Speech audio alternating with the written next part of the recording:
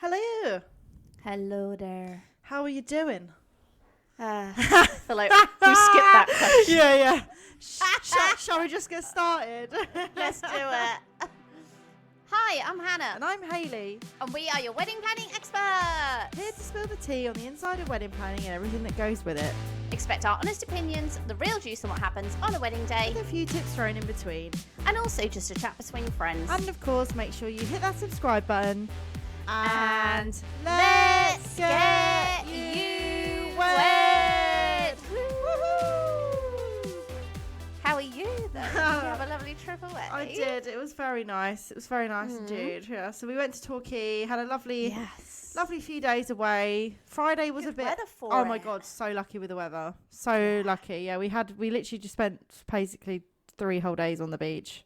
Was it like It was might so be nice. too hot situation? Yeah, it was quite warm. It was quite warm. I love swimming in the sea. It's like my favourite thing to do. Yeah, nice. But it was just nice to get away somewhere different. But Friday was an absolute nightmare because I just did what you normally do, and basically I was freelancing on Friday in Lewis, which is near Brighton. And, far. Yeah, 2.5 hours to get there. I don't know what I was thinking. I just didn't quite think about... I did say this to you when we were speaking around about the M25. Yeah, I did say this to you. I was like, it's going to be really busy. Also, down south where you were going to, down south, it was Goodwood as well. Because that's where Martin was this weekend. So the traffic would have been heaving for that. When you said, like, I'm freelancing Friday and we're going afterwards, I said to you, like, really? So I was like... So it worked out well in the sense that we didn't get to Devon until like 11 o'clock at night, but that's fine because Lily slept, blah, blah, that that was fine. The issue was that I'd obviously gone there and the woman that I worked, so basically it was all fresh flowers. So I was like doing all of that and we had 3 hours to get a load of work done basically because she ended up getting stuck in traffic and didn't meet me till an hour after I got there and she had all the stuff. Shit. So... And it was just me and her, so we couldn't even I couldn't even get started on anything. Yeah. Absolutely fine in the end. Beautiful wedding. Perfect. Flowers looked beautiful. But nice. 3 hours and it was just like solid graph. Like we were like, I was like, and I was working outside under these like fig trees. Lovely, but it was absolutely right. It was like 30 degrees. It was, Anyway, it was just mad. So that was like a mad rush. Then I was like, I got back in my car. And then I know you think, you're sitting down, you're driving. But obviously, and I know you did a lot of driving, didn't you, over the weekend as well? But it's tiring. A bit. Yeah, it's so tiring. 3.5 hours it took me to get home because of the traffic on the M25. Yeah. Friday afternoon in that area is not the one, especially this time of year. It was a nightmare. And it literally took me, I can't even believe it. My sat-nav tried to reroute me to go through... like a bit of an off route so that I wasn't stuck on the M25 in traffic, and it was like save 20 minutes. I was like, perfect, cool. So I come off, then I get stuck in traffic in Staines. Then my sat nav took me through Heathrow Airport Terminal 3 and 4 whatever, so then I had to pay the ULEZ to drive because once you get in there, you can't. There's no turning back. No. Anyway, I finally got back. We went to Devon. It was lovely. It was. What time had you told Richard you were going to get home and leave for Torquay? Well, 6ish. I got home. And what time did you actually? I got home about 7:20 in the end.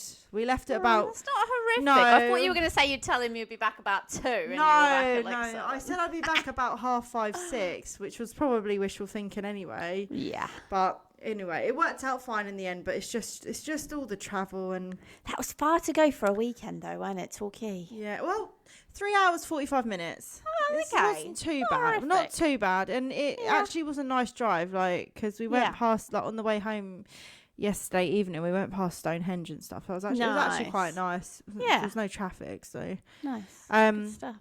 But yeah, no, freelancing was lovely. It was this venue called Fell Place. Okay. I don't know if you've heard of it. No. It's been used in a couple of films and stuff. It's been used for the Bake Off the Professionals or something. So they go. Like that. But they had so basically there was a courtyard outside the main house, and that's where they had their ceremony set up, and they had those lovely cross-back wooden chairs. Yeah, and nice. then parasol, they'd hide in those really nice parasols. Yeah. And it was all white flowers, really compact with loads of the amaranthus hanging and all that. Yeah. So it was lovely. It was beautiful. It was just so hot. Yeah, I bet. But yeah, so that was basically my weekend. But how was you had a wedding, didn't you? Yeah, we had a wedding. Yeah. So I went down there Friday morning, and I was there until Sunday. I think I left there about 11. Oh, okay. Yeah, only 2-hour drive for me. So not too okay, horrific. yeah, not too bad. No, it was a really nice. They're just the nicest people, this couple, and they had such a good day, and it looks beautiful. It was like so her color scheme was like a pale cream color, white, and then she had like so they had quite a lot of like yellow roses because that's her mum's favorite flower. And then she had like bright red because her cat's called Poppy. Oh. So she wanted like the bright red. I bet and the that colour looked really cool, actually. Oh, it was so nice. It was stunning, the colours. The flowers looked beautiful. And yeah, she looked really nice. And I mean, it was a hot one. So Friday night we did like a welcome party. But I mean, that was like later on. It was like 5 o'clock, so it was starting to cool a bit. But yes, we did all the drinks for that. They just provided them all themselves. So I was literally spent most of my night in ice cooling drinks, so that was quite nice. Amazing, stocking drinks up. So yeah, so I basically just did that for them, kept them all topped up, make sure I took away the dirties and whatever. And then Saturday, full on wedding day, but everything ran pretty smoothly. It's really cool. So it's at Avington, which is just one of my favourite venues. I love it. It's really nice. Yeah, I've never been there. So they got married in the Rose Garden. Then we had like the band. They have like a it's like a 3-piece trio, like acoustic band. Okay. So they had them for their ceremony, and then they walked all the guests because it's quite far from the Rose Garden to the river. Yeah. Which is where their drink reception was. So they walked all the guests down, and then the couple. So at the venue, they've got a Rolls Royce car. So they take the couple off in the Rolls Royce, take them to the boat, and then the couple enter the drink reception on a boat. Oh, that's cool. So cool. Yeah. That's so cool. And they like had their little puppy there during the drinks reception, which was really cute. And yeah, it just went really, really well. Like there was only one thing that I would say went wrong in the whole day. Okay. And I'm hoping they aren't listening to this because they didn't notice, and I don't want to tell. Well, I don't know if they did notice, but she's just one of those people that's so nice that I don't think that she would mention it. Right, okay. Because it was noticeable. I think it was noticeable. Other people were telling me. I'm on tenterhooks here waiting notice. for you to say. So they basically had in the orangery these two. By the way, if they are listening, please can you just stop listening because tune out, mute it, and then go back in. Yeah. So they had 2 long tables in the orangery. Now we'd planned to have, so they had like that really nice Jasper linen, you know the one I'm talking about. Nice white linen, I think it's called I can't think what colour, the lily or something, I can't remember. Anyway, they had the nice pearl plates, the white plates, so they had the dinner plate, the starter plate, because they had sharing starter and main, so that was all on there. They'd picked like the pearl cutlery, which was really nice. The glassware was like the ridged glassware for the wine glasses, so like really thought through. Yeah. Cream napkin then hanging over the table, over the edge of the table, with the plates on the top. The menus were all like hand drawn, and the station was amazing. Otto and Nibs they're called. And they hand drew like their cat and their dog like on these little menus, and they had like little pictures of all like the illustrations of the food, like stunning. Flowers beautiful. So they'd hired, we did all the draping, did the draping. Incredible. I was going to say, the wedding I did this weekend, they had all of that, you know, where it hangs really low. Yeah, it looks incredible. Was it Drapes that did it? I don't know. They're like I'm not the go-to. Sure, probably. They're called like DRAP dot and then a D, and they are like the go-to for draping. Like anyone I know that has decent draping, it's from them. It looked really good. Yeah. So they did it, and the venue were like, "Oh my god, this draping is insane! Like, we want them back," because they were like, "This is the best draping we've ever seen here." And I was like, "They are. All they do is draping, so it's really good." Yeah. You know, like, sometimes people they do a lot of things. Yeah, I'm with you. Yeah. And obviously it's time consuming, but she'd got it done, so we couldn't access till 9 a.m. right? And we were like, okay, so we can get in at 9. We've got these going in. We've got chandeliers going in. We've got the tables need to go in, and they need to go in by like 12 o'clock because then guests start arriving at 1 that walk past the area. So we don't want it to be chaos. but they're going to get down to the ceremony area, and then I think they were seating like 3:30, 4, so, you know, something along those lines. So it was tight. She got all that draping done in an hour and a half. That is impressive. I was like, Jesus, that is freaking impressive. Oh my God. Anyway, so all amazing, all looked incredible, everyone amazing. So we'd hired these chandeliers. You know, not the biggest fan. I told the couple, not the biggest fan. Yeah. So they come on these big metal stands, and you have to put weights on them to hold them down. Because when I say these chandeliers are heavy, they're freaking heavy. Really heavy. So the idea was that we were going to have 4 hanging over each table. Right. Now, I've never worked with these chandeliers before because I'm not a fan. Yeah. And never really had a couple that wants that vibe, but they really wanted them. Okay, fine. So the venue said, the reason they actually wanted them is we went for a venue site visit one day, and the coordinator was like, oh, we had these this weekend. Because we were talking about how because in that orangery, there's quite a lot of space, and like, you know, it's really high ceilings. Yeah. Like, you need something. So I said about the draping. Then the coordinator said, what about chandeliers? No. So she showed them a picture, and that was when I was like, eh. But anyway, showed the picture, was like, this is the company that did them. They've been here before. And I was like, great. So they decided to go ahead with both draping and chandeliers. Yeah. Chandeliers come. Oh no. And she set them up.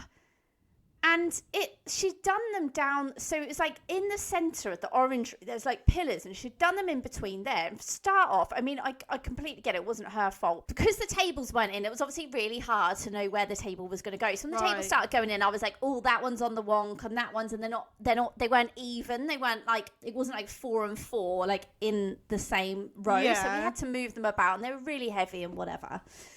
But they'd obviously had a bit of an issue. Well, they didn't tell me this. They said this is how we always do it. But to hide the wires of the chandelier, they had to use like this black fabric to cover the wires. Right. But the wires, so say you've got 2 chandeliers. Yeah. Sorry, if you're listening, you need to watch because this is how I'm explaining it. Say your chandeliers are like this. The wires came down and across like that.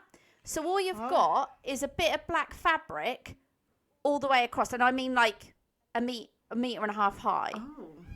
So in between, so you've got table, rows of this black fabric with the chandeliers, table. Do you see what I mean? Yeah. So to me, I mean, everyone else was like, oh, you know, it's not massively noticeable. To me, I could just see black fabric. Yeah, that would stand out to me as well. I'd be like, oh. So she said to me, this is how we always do it. And I was like, well, I've never noticed it in any of your pictures and at this venue as well.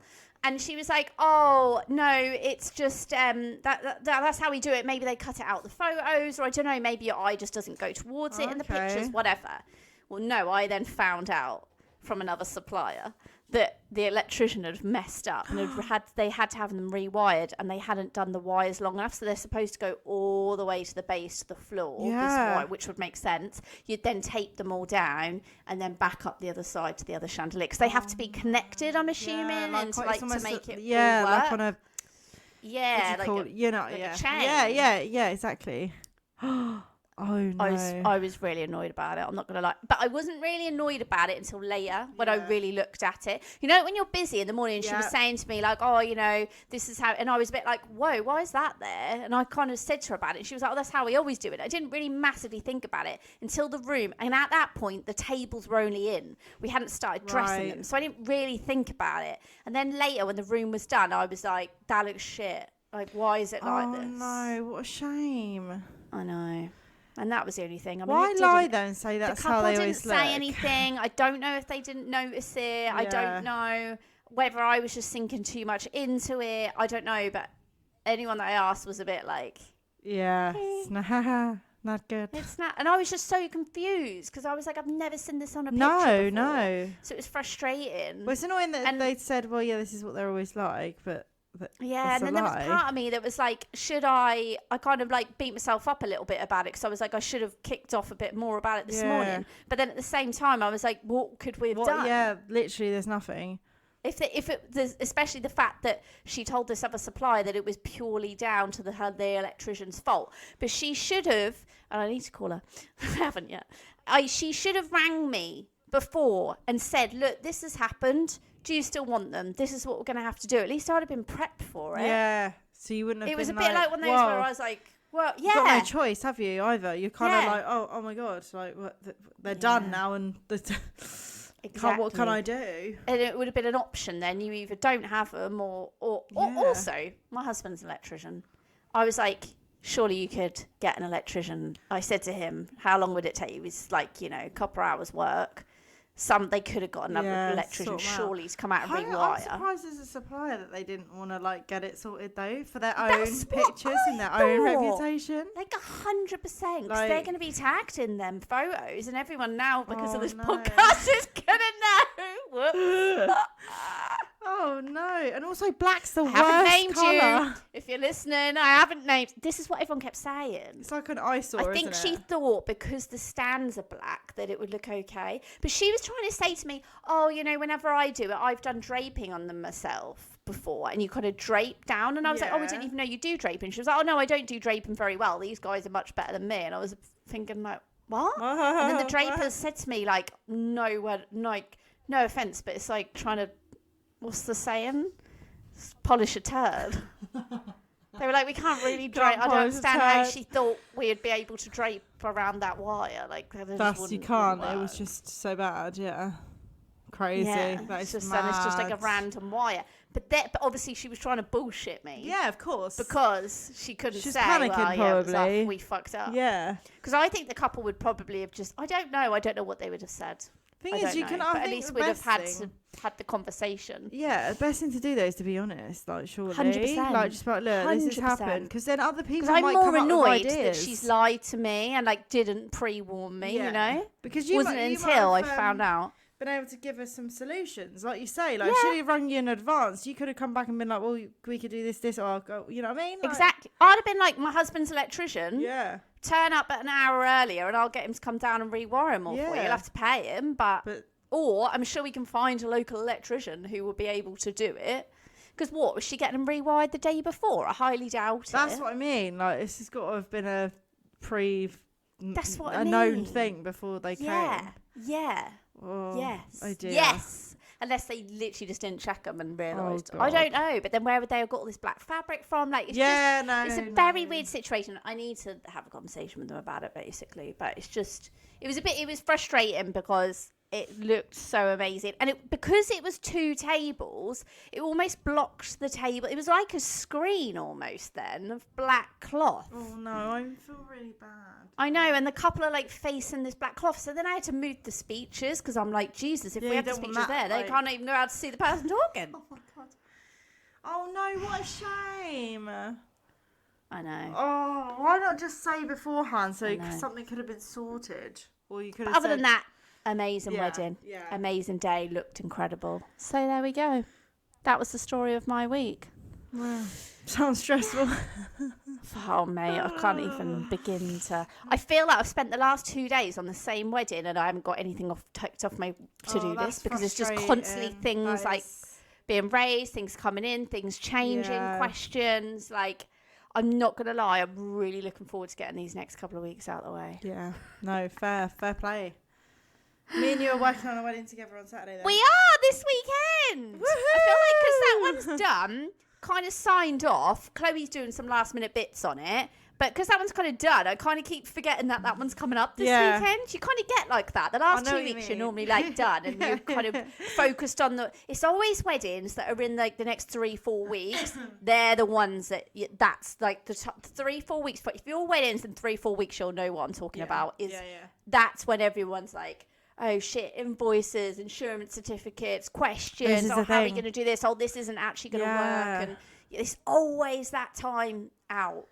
So then you get to like a week, 2 weeks before, and you're like, you're done. This one's ready to go. Because everything's ticked. Yeah, everything is ticked off and finalised. So then it's just a case of getting to the day. Like, But yes, I'm looking forward to working with you and seeing you. I'm looking forward to creating. Spending the day together on Friday. Also, my aircon is still not working. Oh, well, where we're having the wedding, there's a mechanic on site. I've booked my car in. So while we're setting up on Friday, the car's getting fixed. I love it. I'm basically coming to supervise. I'll be helping my dad. My dad's coming. Yeah, you're going to sit in the chair. My dad's setting it up, and he's also got the guy that works for him doing it. So they're going to be like doing it, and I'm just going to be like, you need to move it this way, whatever. And then But the actual florals aren't coming on until Saturday morning. Although it has been cooler, thank the Lord. It has. I think it's looking like it's only going to be about 2023 kind of mark, which is perfect. Yeah. And I might actually use to ask your dad to help me move some tables if he doesn't mind once you're done. You can ask him. It'll only take us 10 minutes. No, to be fair, I think I'll be all right. I might ask him.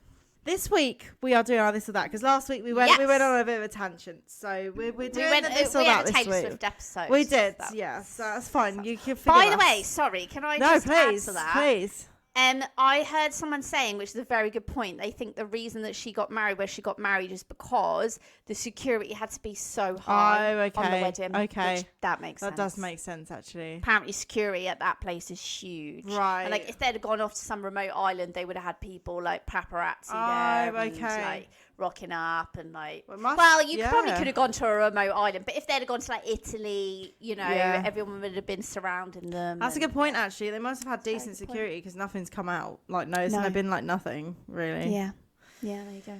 Sorry, this or that. So this week we were doing, we asked you guys, are you using only recommended suppliers from your venues list, or are you finding your own, and why? So it's quite a common thing with some venues that they basically stipulate that you have to use suppliers off of their list, or they give you a recommended list, or some venues are quite fluid. They don't mind, do they? They'll have whatever. Basically I was quite not surprised, but a lot of you said that you were gonna not use the suppliers list. Great. Yeah, mainly people were gonna go off and find their own, and that's really good. Because we spoke about this before, haven't we? About how we would recommend doing that. So maybe that's because our listeners are listening to us. Yeah, that's it. We have had a lot of messages, emails in lately where people are like, "Thank you so much. I took your advice and we've done this," and it's like, so good. There you go. What can we say? But I'll just go through the answers. So, so we've got. So first of all, someone says yes, we are, because otherwise they charge you £500. They are using their suppliers. Yeah, because I have seen there's a venue I know very well that does that. Yeah.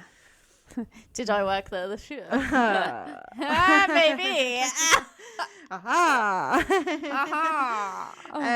Can I just add in there that the reason venues do that is because they get a kickback from the suppliers, just saying. Right, okay, I see. Which can bring down your venue costs, so it can help you if you're happy to use their suppliers. Yeah. I wonder if I'll go for the answers and we'll go through it with our own things, because there's so much. We've spoke about it before, haven't we? But it's just interesting to see what other people have said. So, so someone else says no, we're not using their suppliers. We've got all our own through researching via socials, which seems to be the done thing now, I think. Yeah. Someone says a bit of both. One supplier through the venue, and the others we found ourselves through research. Mm-hmm. Someone else says a bit of both. So somebody else, a mix. The ones on the venues list are coincidence. We've chosen them all ourselves. Okay, cool. Sometimes I think that is quite normal to have a mix, especially at venues where they're like, it's very normal, guys, for a venue to say you have to use this caterer. I was going to say, you have to, there's certain things. And if you're a historical venue or a tourist attraction, even like down to your florist and stuff, because they need to have people on site that understand, like, for example, if you get married at the Orangery at Kensington, just one off the top of my head, because I've been working on that today. You can't get until 5 o'clock, so they need florists to understand how quick and fast paced it is, and the regulations they've got there. That's it. And also it's historical, so there's like certain plants you can't have, certain plants you can have. So, it's easier for them to just have the same people. That's so true. Also, I remember you did that one at the Eden Project, didn't you? And they needed to have you have to have their florist. To be checked off the flowers and stuff because of they all have to put under the microscope. So she's used to it. She knows. So you really in that scenario you want somebody that's clued up on it. Yeah. Definitely. Someone says, no, I want to do my own research to ensure I get the right vibe, especially my photographer and videographer. Yeah, that's fair. So I think that's such a personal thing. It really irritates me when. Well, it's not. I don't think there's many venues out there that like you have to use these photographers and videographers, but they do give you a recommended supplier list. And I do think if there's some on there that you do like, great. But I do think it's so personal to you. Yeah. And I do also think with photographer, videographer is someone nice to get someone that's not worked at the venue before, because they see it from a different eye. Yeah. And you get different shots to what everybody So else it's not does. like just generic, cut and Same paste stuff. wedding kind of thing. Yeah. I didn't use any of the recommended suppliers. It felt like a mate's game, so I did my own research. Nice. A bit of both. It's great when they know the venue, but some just aren't our vibe. So yeah. I mean, There you go. the thing is when obviously you get suppliers that are paying to be on a list as well, I sometimes, they're putting it onto the customer, that cost. Yeah. Like, or you'll get for example, some venues charge the suppliers to be like a commission out of the wedding cost, but that cost is going to the couple at the end of the day. Like they're gonna, So I always find that a little bit icky. I don't know. Yeah. Although I do completely understand, like we just said, when you've got a historical venue or a venue that's what's the word, but it's like protected, or do you know what I mean? And then like you can't use certain stuff on the certain. Then it's important. Then I think it is, and I think you should go for it. But sometimes when you just get your venue that's like, no, you have to use this, and I don't know. Or you'll get charged. And I think it's all right. Like I say, I think it can keep your venue costs down, and it's all right if that supplier doesn't then charge you. Like, say for a photographer, say they've got it on their website, they charge $3,000, and they're only still charging you $3,000. They're not charging you that extra 20%. Then cool. What's your thoughts on it? Obviously, you have to do a lot of looking for suppliers for people. I think, like I say, photographer, things like that is very personal. I think sometimes when the stuff you don't really care about, it's just easier. Like the bar company, it's just easier to use the one that knows the venue. Little things like that, or even like hair and makeup, or I don't know. Sometimes it's just easier to just go, just use them ones. It saves you having to do your own research. But I think it's nice to use a lot of suppliers outside of that list, because you're then, like I said, especially with photography, it's different. It's a different vibe. But we also understand that I also think a recommended suppliers list is a very good place to look, and I'm a recommended supplier on a lot of lists. Exactly. Same as you are. Because I think that that venue knows them, they trust them, they like them. There's a rapport, isn't there? There's a reason that they're recommending them. And I think it's okay to ask your venue why you recommend them. Are they paying? What really infuriates me is when you just see these little venues that don't really understand the wedding industry, and they just put out on like Facebook, like, oh, who wants to go on our recommended suppliers list? I actually was one of these people many, many years ago. So when I first worked in hotels, this guy, I started at this hotel where it was like they did hardly any weddings. They wanted to build up their wedding business. So they asked me to come on board. So I basically went and worked on growing their wedding business. We had to get a new brochure, and I had like fuck all marketing budget, right? So this company rocks up one day and is like, oh, we can make you a wedding brochure. You don't have to pay for it. The suppliers pay for it. So I was like, okay, great. Yeah. So they went out to loads of random wedding suppliers, got them to pay for an advert, and then we got the brochure for free. But those suppliers then advertising in that brochure. Yep. But I didn't get any say in that. But obviously I didn't, at the time, I was very new. I was like fairly new in the industry. I've only been in it for a couple of years. And also I just needed a free brochure. And this was 15 years ago. So you needed hardback brochures then. There was no freaking Canva making your own brochure back then. If one wanted hard copy, it was you put it in the post and stuff. You weren't emailing it out, know. Yep. So, but that's what irritates me is when I see that on Facebook, but actually infuriates me, especially like wedding fair companies and stuff as well, and venues that, we're doing a wedding fair. Put your links below if you want to attend, 50 quid a stand or whatever. Or if you want to, we're a new business, a new venue, we want to set up a recommended suppliers list, like put your links below. And I'm like, what are you doing to vet these people though? That's the thing, isn't it? It's not, So you're just trying to fill spaces at a wedding fair, and then the pro of them coming to the wedding fair is that they are then like, they're a recommended supplier. But also to me, having suppliers at a wedding fair, to me that makes them a recommended supplier from you. Yeah. Because if someone's coming to your wedding fair and there's a photographer there, you would think, well, they're here because they're a really good photographer, not just because you've shoved it on Facebook and he was available. Yeah, that's the thing. So that's what I would actually ask, like from a list or from a wedding photographer. Like, how have you worked with these people before? Do you know them? Because like I work with so many venues, like Calmash Hall, for example. I used to work with them a hell of a lot with a catering company, and they know and love all their suppliers so much. They'll be like, we really love them. We love working with them. They're really great. And they know them enough to be like, they'd be really good at doing that. Or this style of cake or this style of flower. And that's what you're looking for when you want a recommendation, is that a genuine recommendation, not exactly. We've just gone not out that it's just a payout thing or they're paying, or that it's, you know, and again, there are venues, there's big historical venues that it's called like a tender. So they go out to tender. So you apply to be on their list, but the process is like crazy. Like the amount of information you have to give them, you have to go in and meet them, you have to show them your work. Like it's insane, like how in depth it is. So great.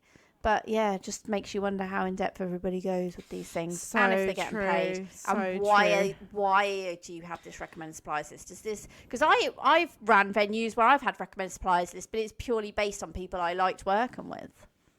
So I think ask the question. Yeah, I agree. I think you should definitely be asking and digging deeper, because I don't think people feel like they can.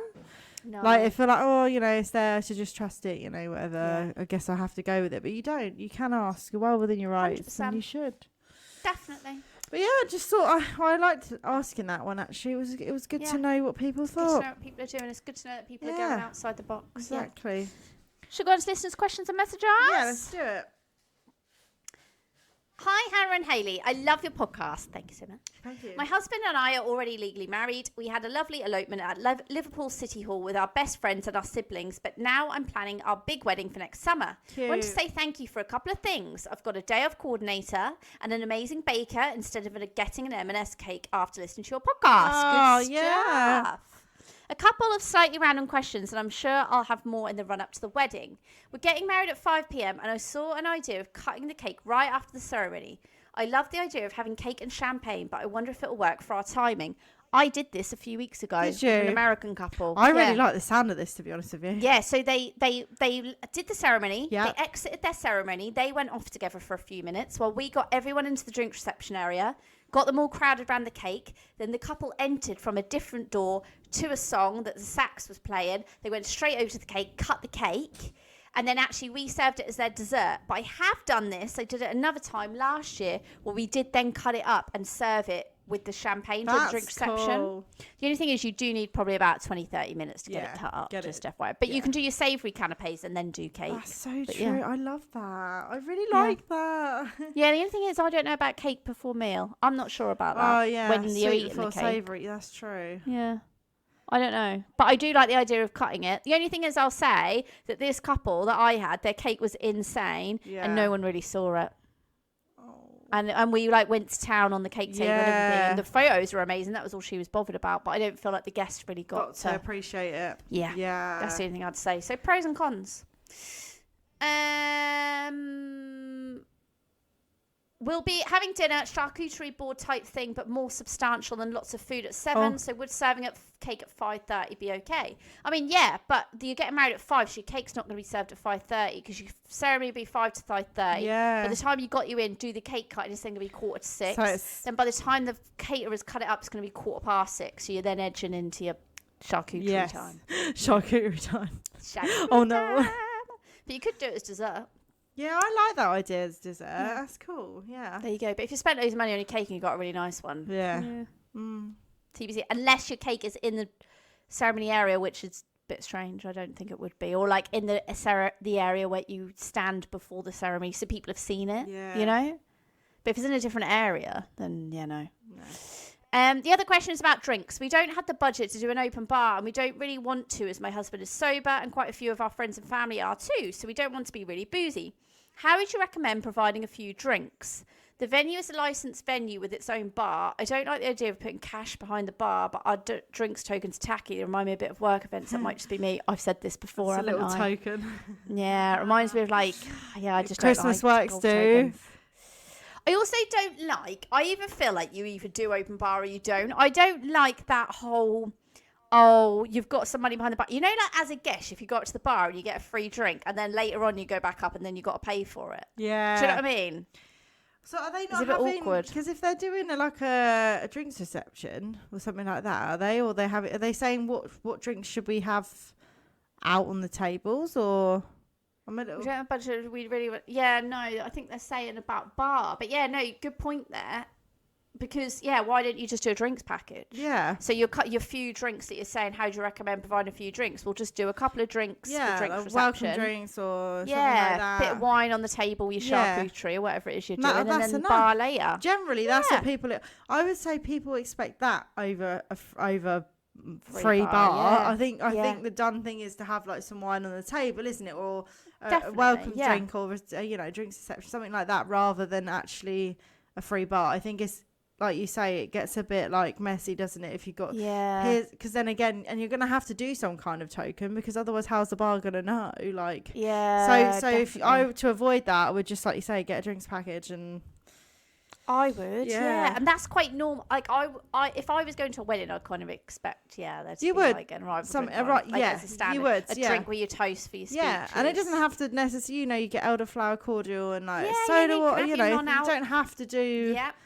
Let's get absolutely nice mocktails in your drink reception. Yes. Because you could do like a Hugo spritz for drinkers, elderflower spritz for non-drinkers. Like a non-alcoholic Hugo is very easy to make.